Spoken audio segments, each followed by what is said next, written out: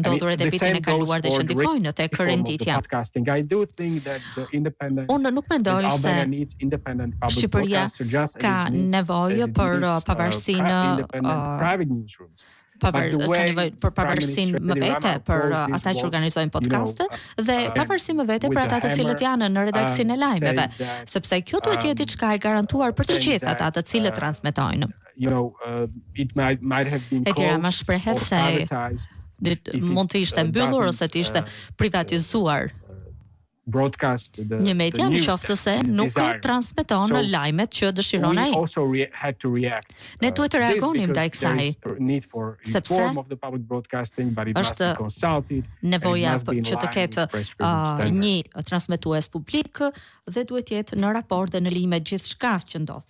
Ju jeni shumë informuar, në fakt përmendët disa nga rastet që kanë ndodhur lidhur me sulmet e kryeministrit Rama ndaj gazetarëve, por për hir si të solidaritetit, po dhe të risjelljes disa fakteve të tjera ose disa shembujve të tjerë të kësaj dhune, kërcënimi, pengimin në transmetimin e lajmit e të vërtetës, misionit tek e fundi që ka gazetarët, duhet të përmend edhe raste të tjera, sepse ju dhe reporterët pa kufi në tërësi keni reaguar në fakt, ju e thatë në disa raste kur sjellja e kryeministrit ka qenë i tillë, ka qenë kërcënuese, bullizuese, penguese për punën e gazetarëve dhe transparencën, duke nxjerr edhe jashtë sallës së konferencave, si në rastin pak kohë më parë të koleges Ambrozia Meta apo të drejtuesit të Asociacionit Gazetarëve Shqiptar Isa Myzyra. Ka pasur disa raste të tilla gjatë muajve që lam pas.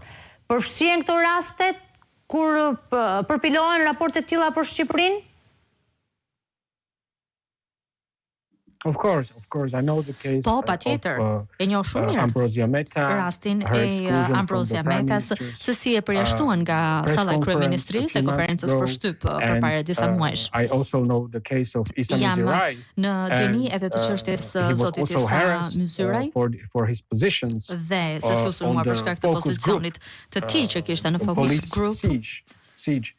So I also want to condemn that, ta dënoj këtë veprim, këtë vendim politik dhe këtë kërcënim dhe dua t'ju shpreh solidaritetin tim atyre.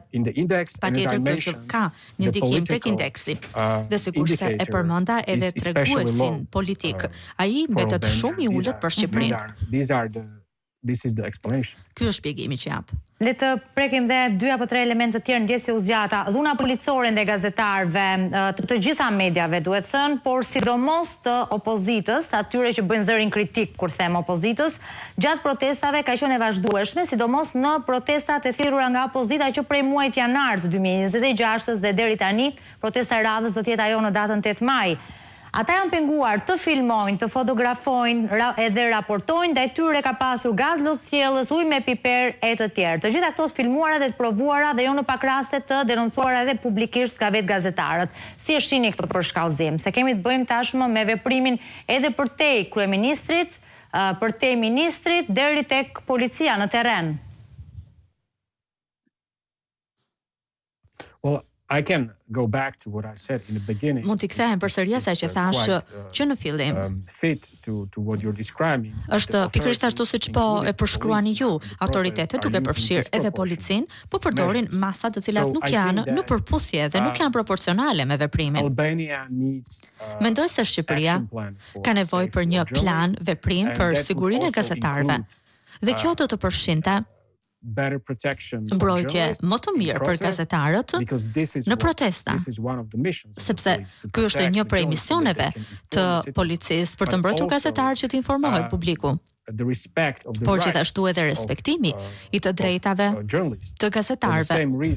Për të njëjtën arsye, mbrojtje më mirë e gazetarëve, mos lejohet dhuna policore, mbrojtje të drejtave të gazetarëve, qasjes së tyre, aksesit, mos ndalohen të hyjnë të filmojnë, sepse këto ndalime nuk janë të justifikuara kur justifikimi është për arsye sigurie, sepse kështu funksionon shteti së drejtës. Dhe mendoj se Shqipëria ka nevojë për një plan për të përcaktuar marrëdhënien midis policisë dhe gazetarëve. Ne këtë e kemi propozuar me partnerët shqiptar para një viti e gjysmë. Më vjen keq të shoh se situata nuk ka ndryshuar. Ne jemi në një vend, do flasim tani në fakt për një fenomen të shëmtuar, por në vende të tilla sikundër është Shqipëria, që ka kaq shumë probleme në ndarjen e pushteteve, në balancimin e ndarjen e pushteteve, duhet thënë që është prezent. Ne jemi një vend ku në disa raste të ndryshme, afera të caktuara qeveritare dhe hetimi i tyre sigurisht kanë nxjerrë në pa me fakte blerjen e mediave apo edhe të gazetarëve me jo pak impakt në opinionbërje dhe në informim. Si e cilësoni këtë fenomen, pra rastin kur pushteti blen media dhe gazetar? Është sa i përhapur është ky në të dhënat tuaja në